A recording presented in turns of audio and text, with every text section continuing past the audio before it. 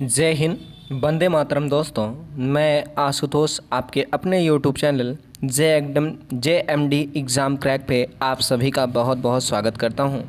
जैसा कि आप सभी जानते हैं, हम BPSC की सीरीज़ लेकर हाजिर हुए हैं। उसी क्रम में आज एक नई प्रश्नों की श्रृंखला लेकर आए हैं कोशिका के बारे में। चलिए बात करते हैं देर ना करते हुए, क्योंकि टाइम ख़राब करना हमारा काम नहीं, हमें मैटर टू मैटर की बात करनी है।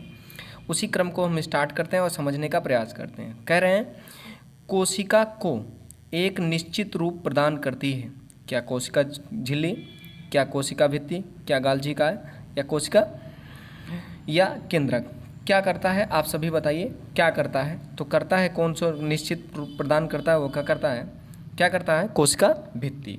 कोशिका भित्ति करता है। अगला है कोशिका द्रव्य में उपस्थित महीन शाख झिल्लीदार और अनियमित नलिका का घना जाल कहलाता है। गाल्जिकाय, माइटोकॉन्ड्रिया, राइबोसोम, अंतःप्रतिकी जालिका। तो क्या कहलाती है आप जानते हैं? अंतःप्रतिकी जालिका कहलाती है। क्या कहलाती है? अंतःप्रतिकी जालिका कहलाती है। अगला है प्रोटीन निर्माण की सक्रिय स्थल है। प्रोटीन निर्माण की सक्रिय स्थल है। क्या लाइसोसोम, क्या राइबोसोम, क्या माइटोकॉन्ड्रिया, क्या गाल्जिका है? तो कौन सा है? आप सभी लोग जानते हैं राइबोसोम है। प्रोटीन के निर्माण में कौन सा सहायक होता है? राइबोसोम सहायक होता है। अगला इंपॉर्टेंट प्रश्न है कौन सा कोशिकांग केवल पादप कोशिकाओं में पाया जाता है? कोशिका भित्तु कौन सा कोशिकांग केवल पादप कोशिका में पाया जाता है? कोशिका भित्ति, लवक, रिक्तिकाएं, उपरोक्त सभी। तो आप सभी जानते हैं उपरोक्त सभी पादप कोशिकाओं में पाए जाते हैं। अगला प्रश्न की बात करते हैं जो सुपर इंपॉर्टेंट प्रश्न है। अगला है इंपॉर्टेंट प्रश्न पूछा जाता है, कह रहा कोशिकीय श्वसन की संक्रिय स्थल कौन सा है? गाल्जिकाय है, या माइटोकॉन्ड्रिया है, राइबोसोम है, या लाइसोसोम? आप सभी लोग जानते हैं कौन सा है? माइटोकॉन्ड्रिया में श्वसन की प्रक्रिया होती है, इसलिए माइटोकॉन्ड्रिया। अगला लिखा है अवर्णिक लवक मुख्यतः पाया जाता है। अवर्णित लवक मुख्यतः पाया जाता है जड़ों की कोशिकाओं में, तनों की कोशिकाओं में, पत्तियों की कोशिकाओं में और फूलों की कोशिकाओं में। अगला लिखा है जड़ों की कोशिकाओं में। क्या लिखा है? जड़ों की कोशिकाओं में। फूलों और बीजों को विभिन्न प्रकार के आकर्षक रंग प्रदान करता है। कौन सा करता है? क्या ल्यूकोप्लास्ट करता है, या क्रोमोप्लास्ट करता है, या फ्लोरोप्लास्ट करता है, या टोकोनोप्लास्ट करता है? तो कौन करता है? क्रोमोप्लास्ट करता है। कौन सा करता है? क्रोमोप्लास्ट करता है। अगला है पत्तियों का हरा रंग प्रदान करता है। कौन करता है? पत्तियों को हरा रंग प्रदान करता है। क्या क्रोमोप्लास्ट करता है, क्लोरोप्लास्ट करता है, या ल्यूकोप्लास्ट करता है, या टोकोनोप्लास्ट करता है? तो आप सभी लोग जानते हैं कौन सा करता है? क्लोरोप्लास्ट। हरा रंग किसको प्रदान करता है? क्रोमोप्लास्ट। अगला आता है कोशिका की आत्महत्या की थैली कहलाती है। लाइसोसोम कहलाती है। कोशिका की आत्महत्या थैली कहलाती है लाइसोसोम, राइबोसोम, न्यूक्लियोसोम, या गाल्जिका है? तो क्या कहलाती है आप सभी लोग जानते हैं? क्या कहलाती है? लाइसोसोम कहलाती है। क्या कहलाती है? लाइसोसोम।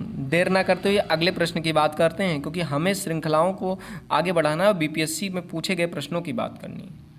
अगला है लाइसोसोम में, ध्यान दीजिएगा, लाइसोसोम में पाए जाने वाले, ध्यान दीजिएगा, लाइसोसोम में पाए जाने वाला एक एंजाइम जिसमें जुद्रव्य को घोला देने पर नष्ट कर देने की क्षमता होती है, कहलाती है सेल सैप, साइटोप्लाज्मा, न्यूक्लियोप्लाज्मा, या हाइड्रोलाइटिक एंजाइम? क्या कहलाता है? आप जवाब दीजिए। हाइड्रोलाइटिक एंजाइम कहलाता है। क्या कहलाता है? Hydrolytic enzyme. BPSC में पूछा गया प्रश्न है, कह रहा ध्यान दीजिएगा 80%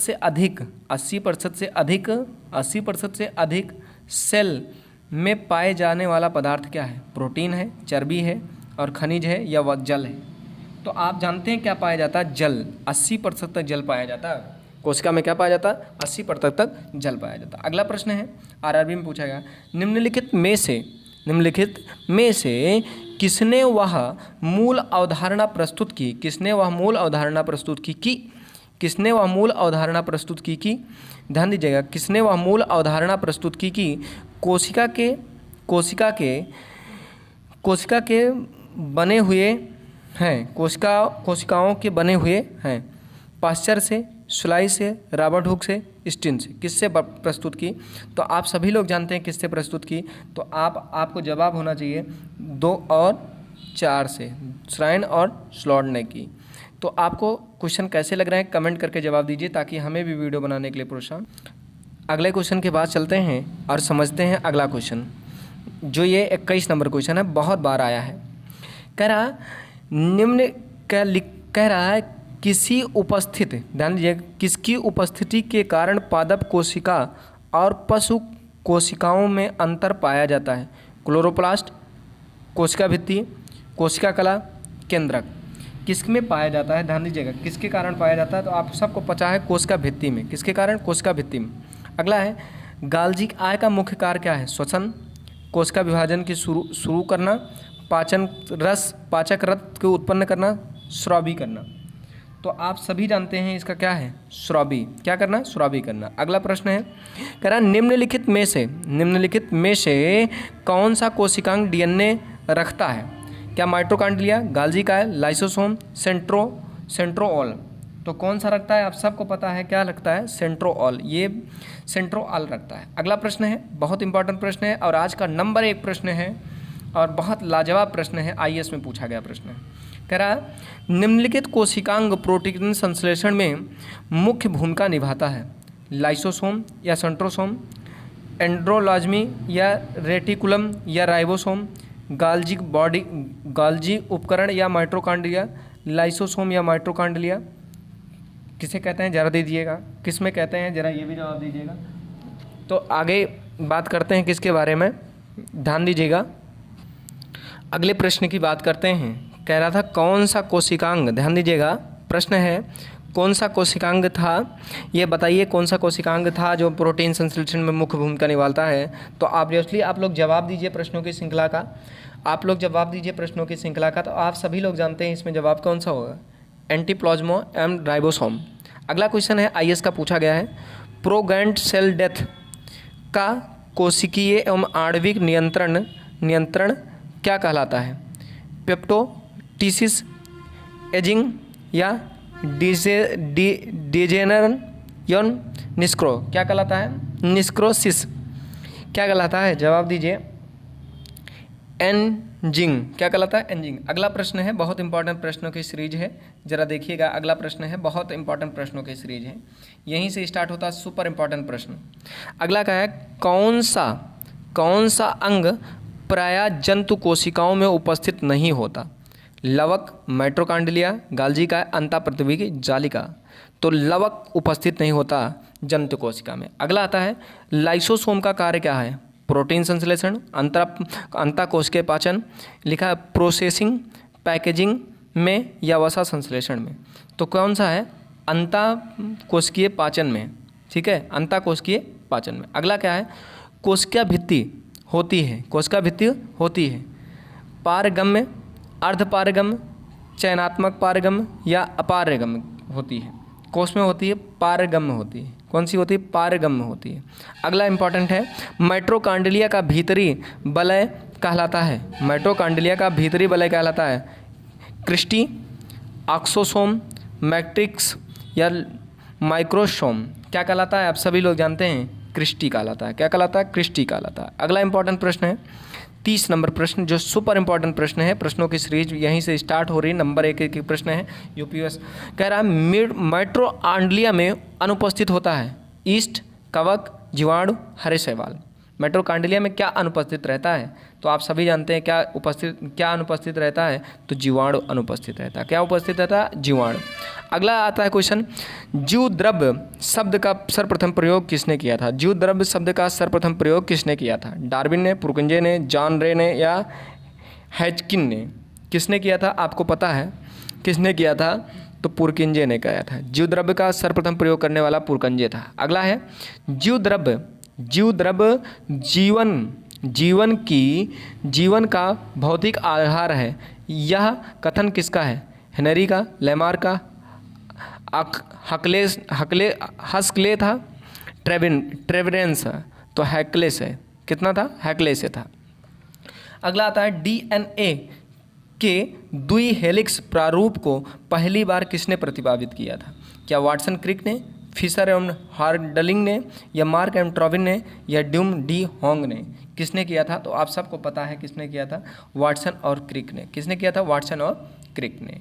अगला है न्यूक्लियस की खोज सर्वप्रथम किसने की? न्यूक्लियस की खोज सर्वप्रथम किसने की? यह है क्वेश्चन। न्यूक्लियस की खोज क्या ब्राउन ने की, हाफ मिस्टर ने की, स्वान ने की, या लुमेन हॉक ने की? तो आपने बताइए किसने की, जरा बताइएगा। तो किसने की? आप जवाब दीजिए हमें। ब्राउन ने की, ब्राउन ने की। अगला क्वेश्चन है 35 नंबर क्वेश्चन। आज का सुपर इम्पॉर्टेंट प्रश्न की सीरीज स्टार्ट होती है और ध्यान दीजिएगा। कह रहा है कोशिकाओं की क्रियात्मक गतिविधि को नियंत्रित होती है केंद्रक के द्वारा, जीवद्रव्य के द्वारा, माइटोकॉन्ड्रिया के द्वारा, केंद्रक के द्वारा। किसके द्वारा होती है? जरा देखिएगा।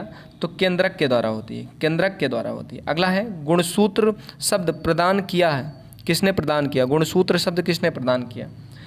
हाफ मिस्टर ने, वाल्डेरा ने, शूटन ने, बैगनर ने।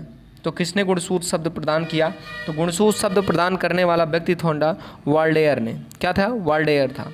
अगला है अंतः पृथ्वी जालिका की खोज की किसने की? अंतः पृथ्वी जालिका की खोज किसने की? शूटन ने, पोल्टर ने, या वाटसन ने, या रॉबर्ट्स ने? किसने किया अंतः पृथ्वी जालिका की खोज? तो इतने किया पोल्टर्स ने। किसने की? पोल्टर ने। कह रहा इलेक्ट्रॉनिक सूक्ष्मदर्शी की खोज किसने की?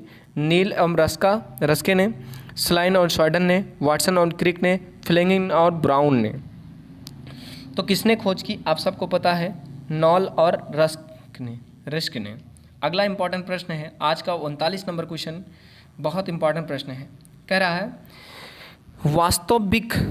वास्तविक केंद्रक जिसमें अनुपस्थित होता है जीवाणुओं में, हरे शैवालों में, कवकों में, लाइकेनों में। किसमें होता है? तो आप सबको पता है किसमें होता है? जीवाणुओं में। किसमें होता है? जीवाणुओं में। अगला है सर्वाधिक संख्या 2n-1 में गुणसूत्र पाए जाते हैं गन्नों में, आलू में, मनुष्यों में, ओफियोलोस में। किस में पाए जाते हैं? तो आप सबको पता है ओफियोलोसोस में पाए जाते हैं। अगला इंपॉर्टेंट प्रश्न है आज 41 नंबर क्वेश्चन, जो सुपर इम्पॉर्टेंट प्रश्न है 41 नंबर, और हो सकेगा तो इसी स्लाइड से आपका लास्ट प्रश्न होगा। तो अगला प्रश्न है कोशिका का जीवित अंश जीवद्रव्य कहलाता है, यह किससे बना होता है? कोशिका द्रव्य और केंद्रक द्रव्य से, केवल केंद्रक द्रव्य से, कोशिका द्रव्य या केंद्रिका द्रव्य, या अन्य कोशिकांगों से मिलकर बना होता है। तो ये किससे बना होता है? कोशिका द्रव्य से। अगला है क्वेश्चन इंपॉर्टेंट है कोशिकीय या आणविक जीवद्रव्य जीव विज्ञान केंद्रक कहाँ पर स्थित है? तो अगला इंपॉर्टेंट बात कीजिए है कहाँ पर स्थित है? तो ये है हैदराबाद में स्थित है। कहाँ पर स्थित है? हैदराबाद में स्थित है। अगला इंपॉर्टेंट प्रश्न है, अगला कह रहा निम्नलिखित में से सबसे छोटी एक कोशिका है माइक्रोप्लाज्मा का, अमीबा की, लाल रक्त कणिकाओं की, श्वेत रक्त कणिकाओं की। सबसे छोटी कोशिका किसकी होती है? तो आपको पता है माइक्रोप्लाज्मा की। अगला है कोशिका के बारे में निम्नलिखित में से कौन सा सही नहीं है? कोशिकाओं के आकार और आपमा विशिष्ट कार्य से संबंधित होती है। कुछ कोशिकाओं के बदलते आकार होते हैं। प्रत्येक कोशिका में निष्पादन की क्षमता होती है। सभी देह ऊतकों में से एक ही प्रकार की कोशिका विद्यमान रहती है।